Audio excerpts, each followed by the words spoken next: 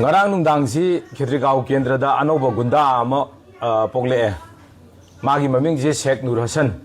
Hojuji Oiriba Khetrigao Kendragi MLA ni Kaisu Laitaba Nahan Aigi Yumda function nama tawbada Angang amana wahi wata khatang hinjaluba soigiba Madudak hariba wahi wata du yam kaiba wahi wata nate Angang duna soigre hairagasu mahak MLA ni Mahak na mayumda angang ama tharaga natraga phone tawraga bungo nang na hairi do phajade na samsam na haibe yaba wadu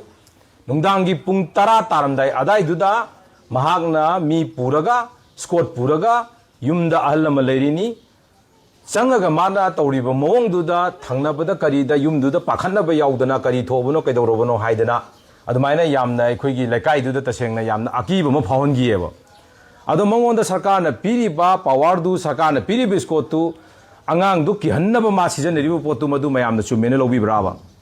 tasengna angang nupa masadu na ngangi ba wahidu hoi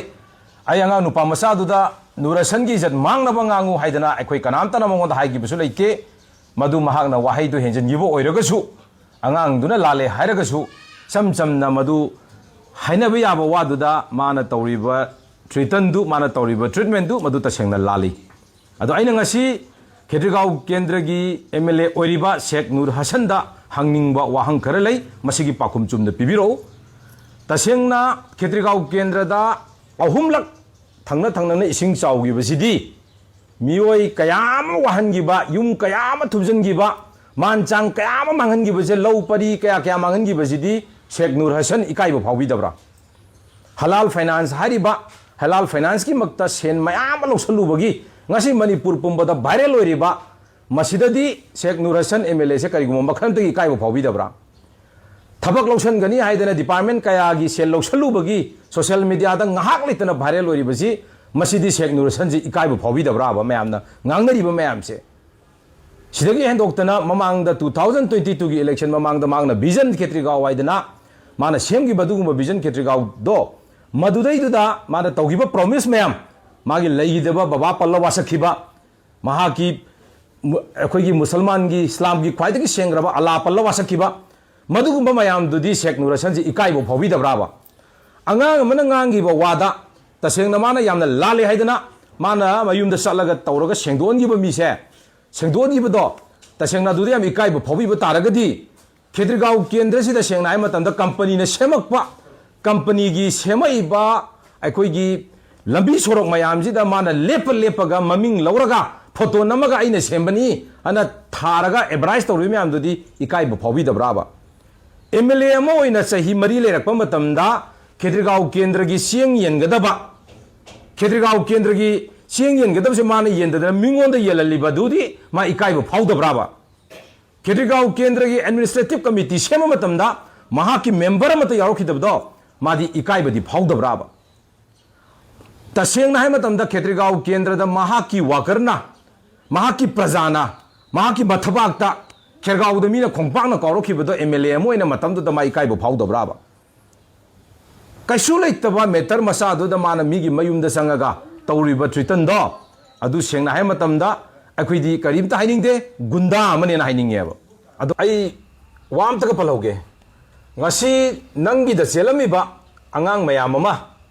nangna MLA oidringai da MLA oinaba mateng pangnaba nangi makta thawai haksang yauna chenbiri ba mayam do ngasi nangna karaba matung da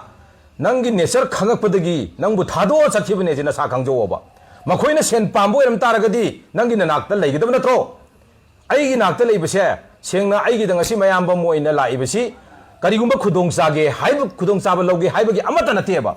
nana khangadabadi Nana khanggadabadi ngasi Khetrigao Kendra da vote chenba singse tasengna paisa gi chenbani paisa kara pira yani ai wakando tado aikhoina ngasi thonglaiba election se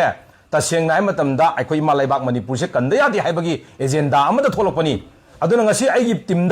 timda yauriba aigi sai nausing marum mapangsing amatta na khoina sokpa yaroi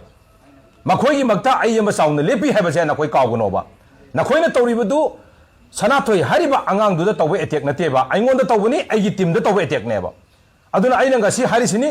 aigi leriba team sida angang amata sokpa yaroi aigi marum mapa amta sokpa yaroi aiga chamana na ne masi na khoi ai isamakni khallaga na khoi na masi thengnawoba ꯑꯗꯨꯅ ꯈꯦꯇ꯭ꯔꯤꯒꯥꯎ ꯀꯦꯟꯗ꯭ꯔꯗ ꯊꯃꯣꯏ ꯁꯦꯡꯅ election ꯇꯧꯒꯦ ꯍꯥꯏꯔꯗꯤ प्रजाꯒꯤ सेवा तौ गुंडा सारगा सेवा गुंडा साब यारोय खेत्रिगाव केंद्र तो गुंडा सारगा राजनीति तौब यारोय मसी मन नखोय खंगो मसी मान नखोय खंजन बिओब सोशल मीडिया दा तसेंगना हौजिक हौजिक अंगांग दुना ngangiba wahai duda yamne importance pibai mahutta angang duna ngang bana taba nangi vision da nangi halal finance da nangi department mayam dagi khomjaluba sen nangi matik sadaba nangi खेत्रिगाव केंद्र तो Horiba ngasi lambi chatpa yadaba under develop oriba केंद्र sida nangna kari tawraga sawkhalan gidage haibada focus tawba ngang thokiba wa myam do nga oba 2027 da ai bot lepo eno law thokiba do nang nupa thodi bot lepanoba gas layoba thengnaji ai ta di ai ge thengnaji ai gi makta lepiba angang mayam je noina sole khalaga makoi di attack tawge khan taraga di ai leri haib je noi kawgono ko masi aina pirise yamna simple oiba ai nokoi da appeal ni मसीदगी हेंजलक तारगदी नखोई नखोई की असोइबा अखोइदा याम लई second खुदिंगी पुंबंग खुदिंगी पुथोरकनी